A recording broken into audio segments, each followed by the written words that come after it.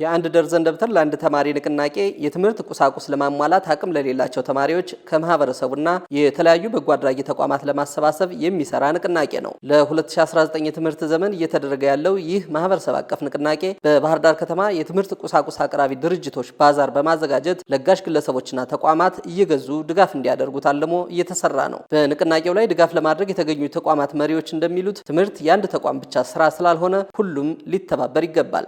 በዛሬው ዕለት 24 ደርዘን ነው ለተማሪዎቻችን ያበረከት ነው። በቀጣይ ግን እስከ ታች እስከ ትምህርት ቤት ድረስ የኛ መዋቅር እስከዛ ስለሆነ በየደረጃው ያለ አካል ይሄንን አስተዋጽኦ አጠናክሮ የሚቀጥል ይሆናል። እኛም ይሄንን ነገር ድጋፍ እያደረግን አንድም ተማሪ በትምህርት ቁሳቁስ እጥረት እንዳይቀር የበኩላችንን ስራ ነው የምንሰራ። ትምህርት የሁሉም ነው። የትምህርት ቢሮ ወይም የሌላው ሳይሆን የሁሉም ማህበረሰብ ጉዳይ ነው። በትምህርት የማይመለከተው የለም። ሁሉም ማህበረሰብ መንግስታዊም ይሁን መንግስታዊ ያልሆነ ድርጅት ሌላም በግለሰብ ደረጃም ቢሆን ይህንን የተቀደሰ ዓላማ ይዞ መንቀሳቀስ አለበት የሚል መልእክት አለን። ከ60 ሺህ በላይ ደብተሮችን ድጋፍ ሲያደርግ ያገኘነው ተቋምም በትምህርት ላይ ሁሉም ማህበረሰብ በመተባበር አቅም የሌላቸውን ተማሪዎች መደገፍ እንደሚያስፈልግ ያሳስባል። በየአመቱ ከ60 ሺህ በላይ ደብተር እርዳታ ያደርጋል። ወደ ብር ሲመነዘር 5.4 ሚሊዮን ያው ደብተሮች እንደሚታዩት ጥራት ያላቸው ስለሆኑ በዚህ መሰረት በርካታ እርዳታዎችን ለወደፊት እናደርጋለን። ስናደርግም ቆይተናል።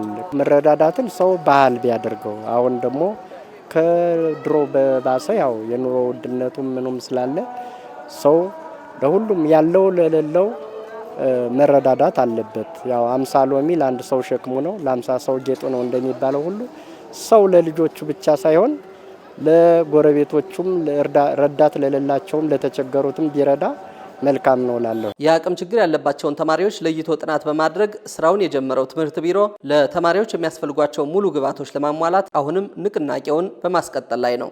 394,000 ደርዘን ደብተር መሰብሰብ አለብን ብለን አቅደን ወደ ተግባር የገባ ነው።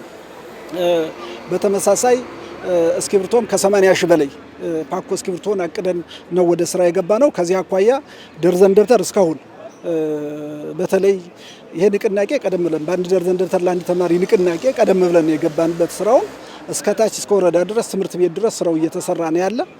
በዚህ እስካሁን ወደ 235,000 ደርዘን ደብተር ተሰብስቧል። እስክሪብቶ ቅድም እንዳልኩት ወደ 89,000 አካባቢ እንሰበስባለን ፓኮ እንሰበስባለን ብለን ያቀርነው አሁን ላይ ወደ 27,000 ፓኮ እስክሪብቶ ተሰብስበዋል። እርሳስም እንደዚሁ ወደ 40,000 ፓኮ እርሳስ እንሰበስባለን ብለን አቅደን አሁን ወደ 16,000 ሰብስበናል።